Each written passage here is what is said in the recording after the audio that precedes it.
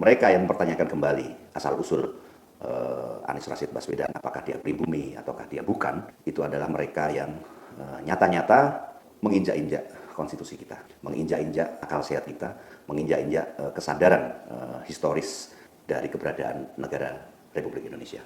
Isu-isu yang bertujuan ya, menggeser perhatian orang dari adanya kesenjangan, dari adanya suara-suara kritis yang mempertanyakan hasil dari pembangunan Jokowi selama 10 tahun, terutama terkait dengan kerusakan lingkungan, kemudian juga angka kemiskinan, dari isu yang harusnya dibahas, dikritisi secara rasional, kemudian dibelokkan menjadi isu atau rasisme, dan kemudian juga isu-isu yang berbau menyudutkan kelompok Islam, atau istilah Jawanya cawe-cawe. Jadi apabila ada menteri yang melakukan operasi untuk menggagalkan pencalonan Anies, menurut saya alamatnya sudah jelas. Dari mana perintah itu muncul. Dan itu saya sendiri dalam hal ini selain menyayangkan statement dari Presiden sebagai kepala pemerintahan dan kepala negara di Republik kita ini, selain saya menyayangkan juga saya sebenarnya sedikit bersyukur. Kenapa? Karena bila nanti terjadi masalah, ya, muncul pemilu yang curang, pemilu yang tidak fair,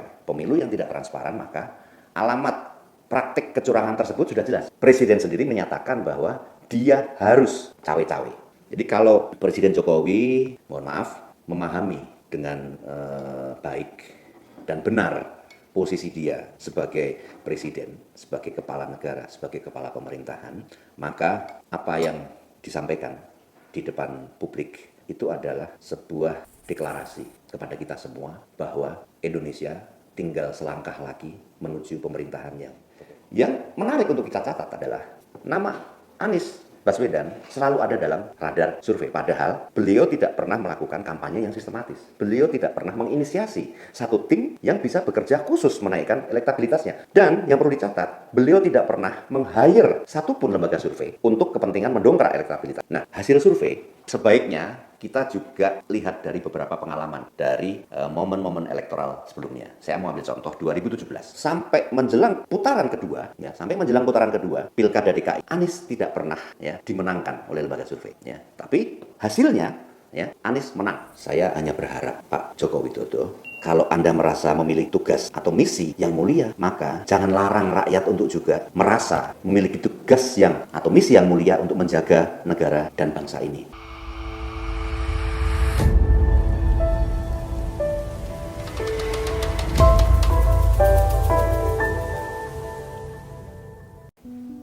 Saya Raharjo Waluyo Jati.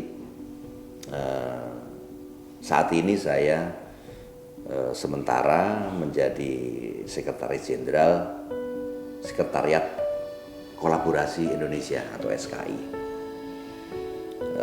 Saya sendiri sebagai warga negara biasa sudah cukup lama menggunakan hak saya sebagai warga negara untuk berpartisipasi, mengambil peran dalam setiap proses politik yang terjadi di Indonesia.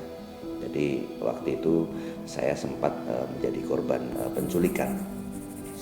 Saya salah satu aktivis yang waktu itu dihilangkan secara paksa, tetapi alhamdulillah saya termasuk yang dikembalikan ke keluarga. Masih 9 orang yang sampai hari ini belum kembali ke tengah keluarga tercintanya.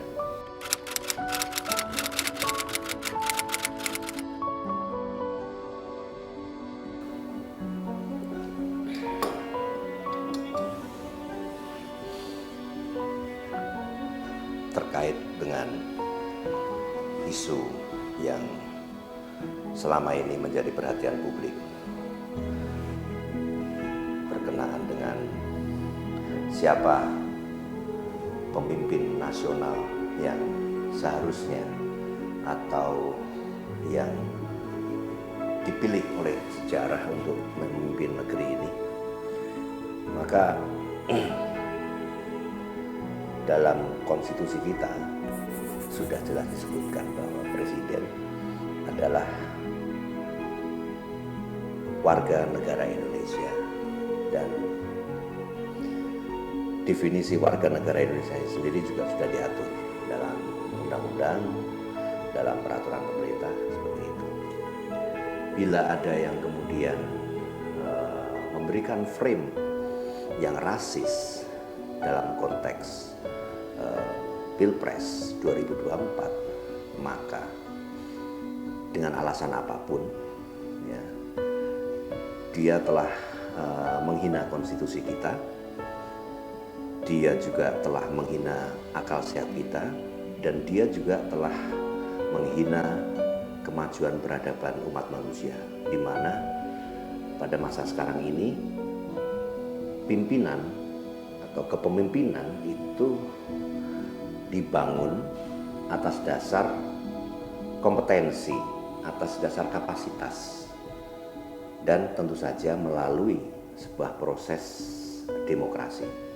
Jadi semua aturan itu sudah ada, tinggal bagaimana kita justru sebagai warga negara, pemilik sah dan stakeholder utama dari demokrasi ini mempertahankan landasan konstitusional tersebut. Memang Anies Baswedan selalu dikaitkan ya dengan sejarah keturunan, bahwa beliau berasal dari Yaman, leluhurnya berasal dari Hadramaut dan lain-lain. Tetapi jangan lupa bahwa para pendatang atau imigran keturunan dari Yaman ini telah menyatakan sikap ya di tahun 34 ya untuk mengakui tanah airnya adalah Indonesia. Dan ini jelas sekali dalam literatur sejarah kita bisa periksa. Sumpah Pemuda Keturunan Arab, kita bisa baca teksnya dan kita bisa cocokkan semuanya dalam literatur sejarah yang ada. Jadi tidak ada lagi perdebatan apakah Anies Baswedan memiliki hak penuh secara historis, secara politis, secara sosial. Pertanyaan itu sudah seharusnya tidak ada lagi, karena dari sejarah keturunan Arab maupun dari keluarga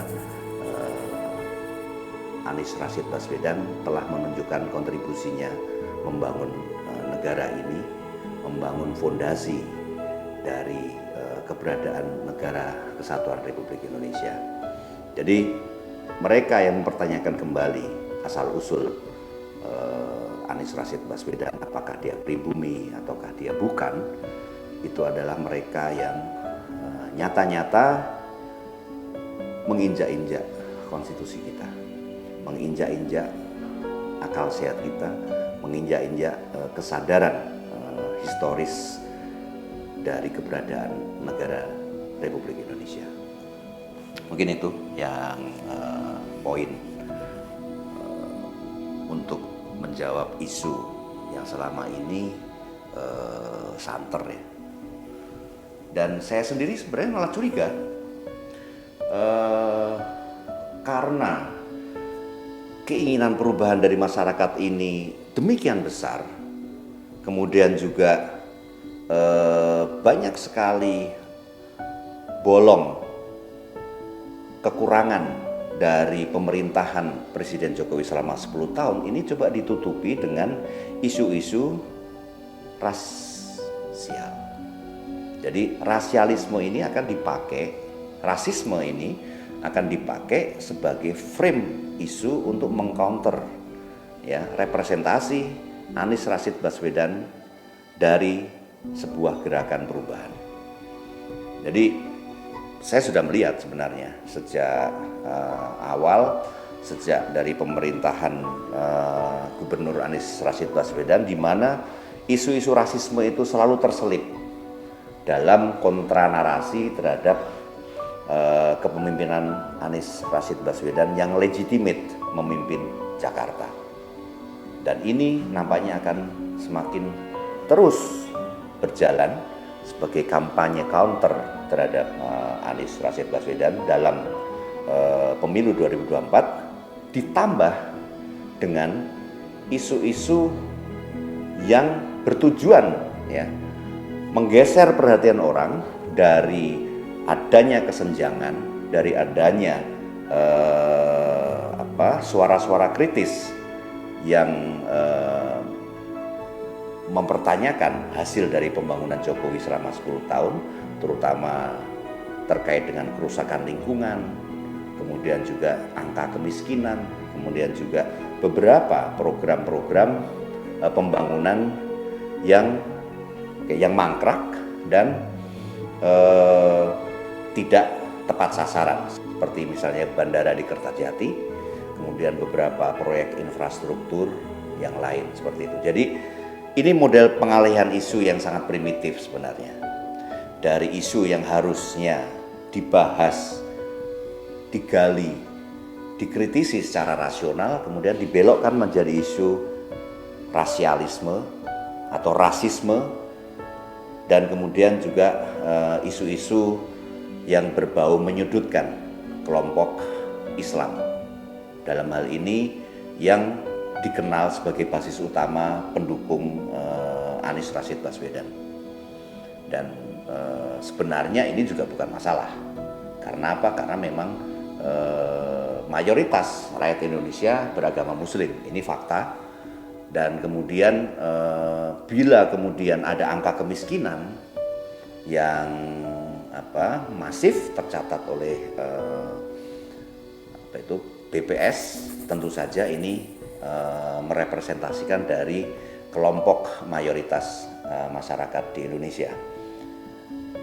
Dan apabila kita memiliki kepentingan yang kuat untuk mendorong maju bangsa ini mencapai cita-cita seperti yang dirumuskan oleh para founding fathers, maka perhatian kita terhadap kelompok miskin terbesar di Indonesia ini harus serius, dan itu mau nggak mau akan beririsan dengan kelompok masyarakat yang secara religius beragama Islam, seperti itu.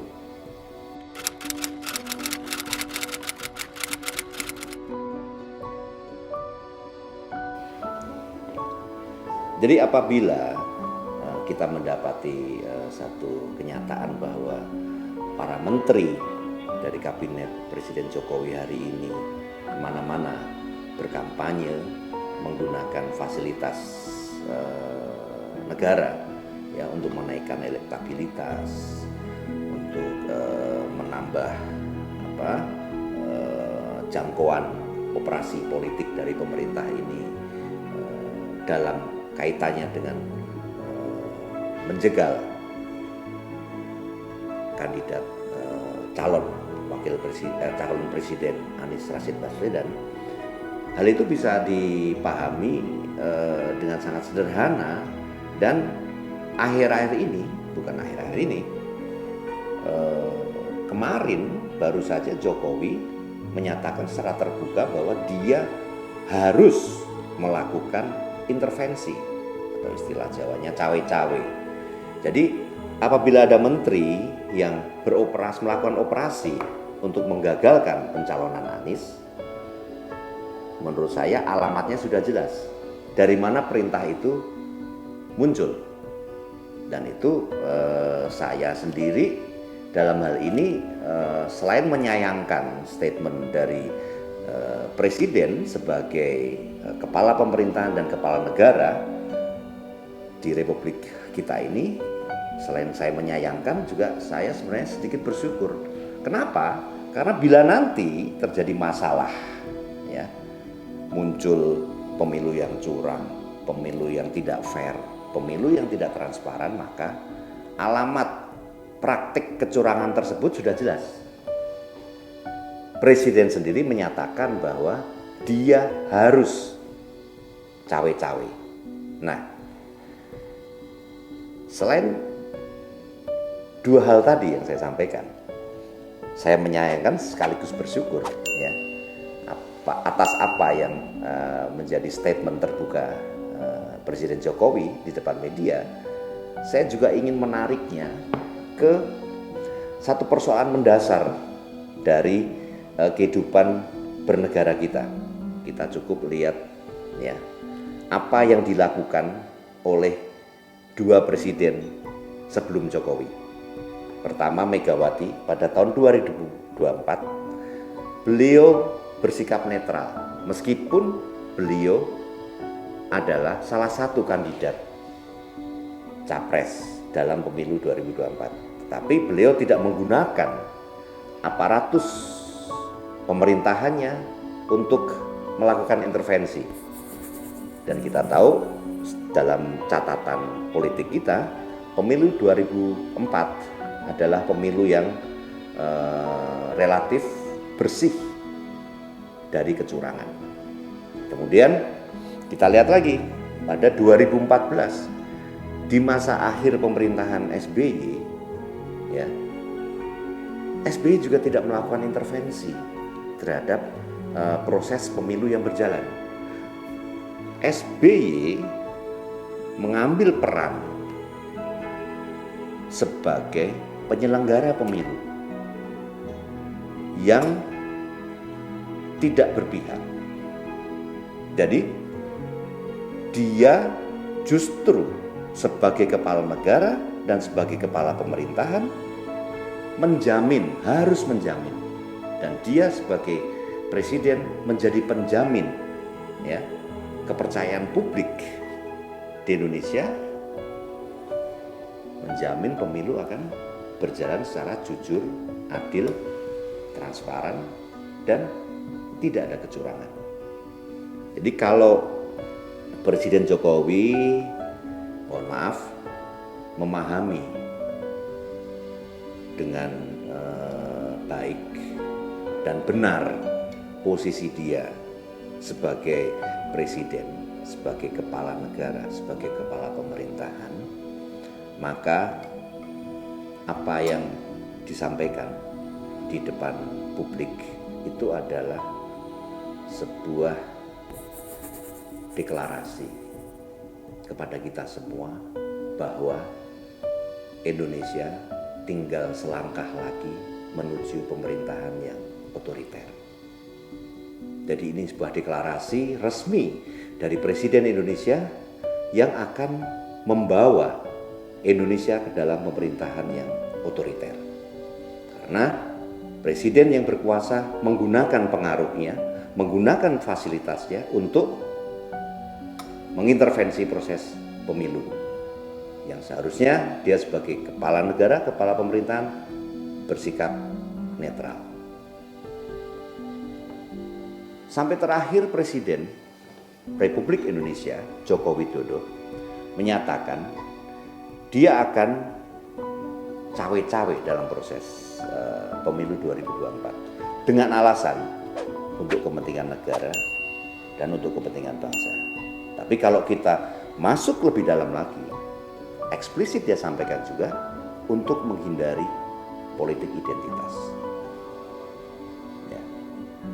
Nah, ini juga menurut saya, siapa yang paling sering bicara politik identitas? Apakah yang dituduh sebagai pihak yang menggunakan politik identitas untuk kepentingan politik, ya, atau pihak yang justru menggunakan istilah itu untuk memanipulasi kesadaran rakyat atas problem-problem sosial, problem-problem ekonomi, ya kan, dan kesemrawutan kehidupan bernegara kita dalam kehidupan politik, ya, dengan isu-isu yang menurut saya secara pribadi boleh jadi saya salah, tapi dari pengamatan saya, ya, isu-isu tentang menguatnya gerakan kanan, ya kan, kemudian tentang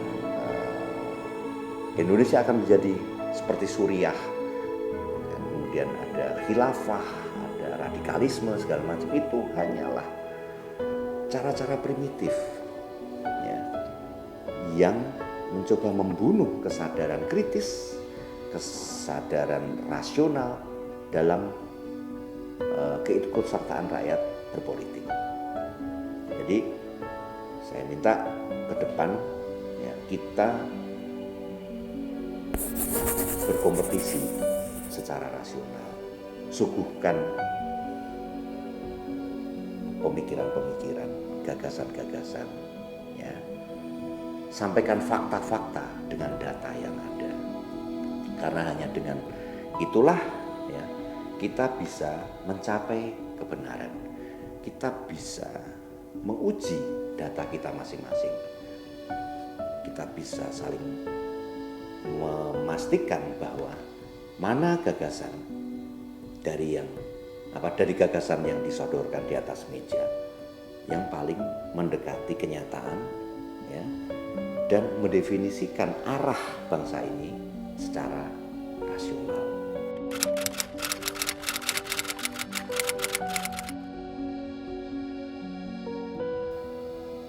Hari-hari ini sebenarnya bukan hari-hari ini saja. Jadi sejak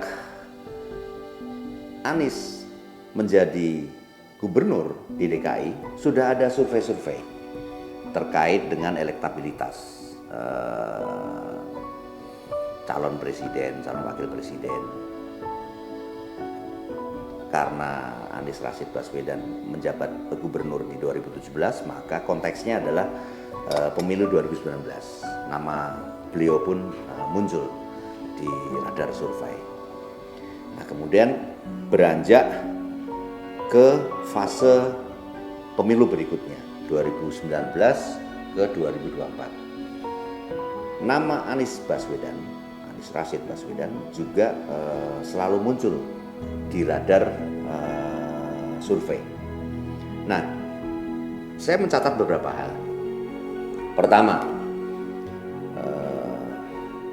Anies ini tidak memiliki tim yang khusus memang didesain untuk menjalankan operasi menaikkan elektabilitasnya ya, dalam Pilpres 2024. Kalaupun kita mencermati ya, produk-produk komunikasi yang dihasilkan selama menjabat sebagai gubernur itu hanya melulu ya, dalam konteks pekerjaan di Jakarta. Tidak pernah sekalipun ya, dia lompat ke dalam wilayah politik nasional. Itu yang harus dicatat. Pertama. Kemudian yang kedua, ya, selama masa itu 2019 sampai 2024, saya tidak pernah mendapatkan hasil survei di mana Anies di posisi pertama. Selalu posisi pertama antara Ganjar Pranowo atau Prabowo Subianto.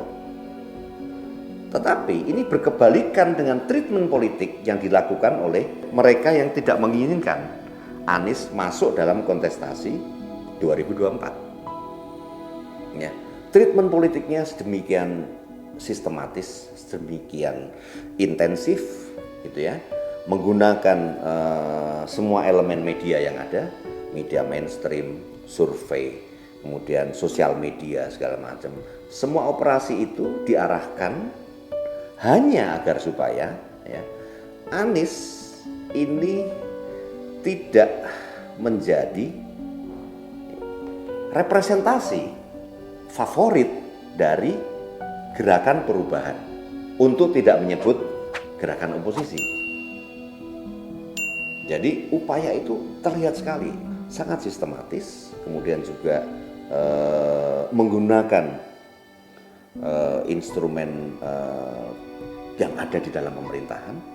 Saya bisa ambil contoh waktu penyelenggaraan Formula E, di mana setelah tidak menjabat menjadi gubernur, Pak Anies menyampaikan ganjalan-ganjalan yang dia terima, sabotase-sabotase yang diharapkan itu bisa menggagalkan atau membuat penyelenggaraan Formula E tidak sukses. Ya, itu bisa kita telusuri di media, sudah disampaikan secara terbuka oleh Pak Anies. Nah, hal-hal semacam itu banyak sekali ya. Tetapi yang menarik untuk kita catat adalah nama Anies Baswedan selalu ada dalam radar survei. Padahal beliau tidak pernah melakukan kampanye yang sistematis. Beliau tidak pernah menginisiasi satu tim yang bisa bekerja khusus menaikkan elektabilitasnya. Dan yang perlu dicatat, beliau tidak pernah meng-hire satupun lembaga survei untuk kepentingan mendongkrak elektabilitas dari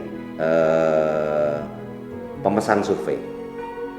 Nah, hasil survei sebaiknya kita juga lihat dari beberapa pengalaman dari momen-momen elektoral sebelumnya. Saya mau ambil contoh 2017. Sampai menjelang putaran kedua, Pilkada DKI, Anies tidak pernah dimenangkan oleh lembaga survei. Tapi hasilnya Anies menang dalam Pilkada Gubernur. Dan kalau itu dihitung hasilnya, maka dia sudah melebihi margin error. Itu yang perlu dicatat, satu. Yang kedua, saya ambil contoh, setelah Pilkada DKI ada Pilkada Jateng, Pilgub di Jawa Tengah. Sampai menjelang coblosan di Jawa Tengah, tidak ada satupun lembaga survei yang memberi angka elektabilitas kepada Sudirman Said dan Ida Fauziah yang pada saat itu melawan kandidat incumbent yaitu Ganjar Pranowo dan Tas Yassin di Jawa Tengah. Tidak ada satupun lembaga survei yang memberikan angka elektabilitas Pak Sudirman Said di atas 15%. Saya yang masih ingat waktu itu, kalau tidak salah, Kompas yang kita percaya sebagai lembaga yang independen melakukan survei, bahkan hanya memberi angka 11%. 11%. Tetapi hasil dari Pilkada Jawa Tengah itu 42%. Bisa dibayangkan berapa jarak antara 11% ke 42%? Tentu saja ini berkali-kali lipat dari angka margin error. Tapi dalam dua kasus tersebut tidak pernah ada penjelasan dari para lembaga survei yang mengklaim dirinya menggunakan metode, kemudian juga mengklaim bahwa survei dilakukan secara objektif, untuk menilai keadaan secara objektif. Kemudian juga para lembaga survei itu kita tahu sendiri tidak pernah mendeklar dari mana biaya survei mereka dapatkan. Selain lembaga surveinya Pak EF itu tidak pernah ada yang mendeklar bahwa mereka bekerja untuk kandidat tertentu. Sebutkan saja dari lembaga survei yang menghiasi berita di media massa, tidak ada satupun yang secara terbuka menyampaikan kepada publik bahwa lembaga survei ini bekerja untuk kandidat A atau kandidat B atau kandidat tertentu. Tidak ada. Jadi sebenarnya lembaga survei ini, kalau boleh saya ibaratkan, adalah tongkat sihir. Tinggal siapa yang pegang tongkat sihir itu, maka dialah yang menentukan, mendefinisikan kenyataan yang ada. Tapi sekali lagi, karena kenyataan ini bukan mewakili kenyataan yang objektif, maka dia sangat besar berpeluang untuk keliru. Seperti kasus di DKI dan seperti kasus di Jawa Tengah. Mungkin ada beberapa kasus yang lain, tapi ini setidaknya yang saya tahu ada di situ dan terlibat di dalam. Seperti itu. Dan terakhir barangkali, tanpa hendak mengecilkan peran lembaga survei, saya rasa ke depan kita sebagai pemilik sah dari suara demokrasi dan pemilik sah dari masa depan bangsa ini mau seperti apa ke depannya, gitu ya. Kita juga berhak mendapatkan informasi, mendapatkan data dari hasil kerja yang objektif.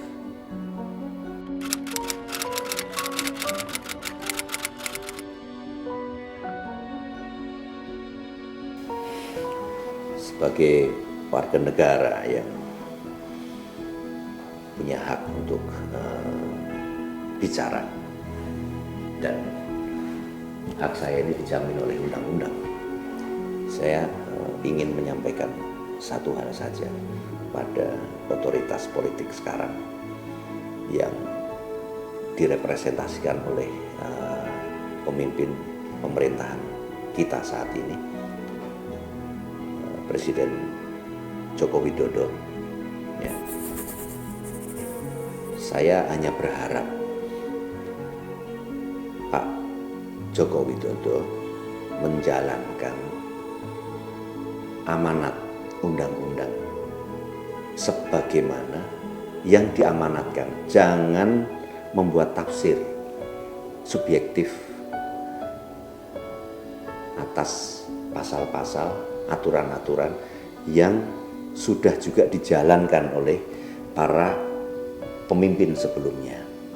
Jadi di satu sisi Anda memang memiliki posisi yang istimewa, tetapi di sisi yang lain Anda juga kedudukannya sama sebagai warga negara Indonesia. Kalau Anda merasa memiliki tugas atau misi yang mulia, maka jangan larang rakyat untuk juga merasa memiliki tugas yang atau misi yang mulia untuk menjaga negara dan bangsa ini. Jadi klaim menjaga keselamatan bangsa dan negara ini tidak hanya dari pemegang otoritas, tetapi justru apabila seluruh warga negara Indonesia menyadari sepenuhnya tanggung jawab masing-masing untuk menjaga keselamatan bangsa dan negara, maka bangsa dan negara itu insya Allah akan menjadi bangsa yang bertumbuh secara sehat, demokratis dan kuat.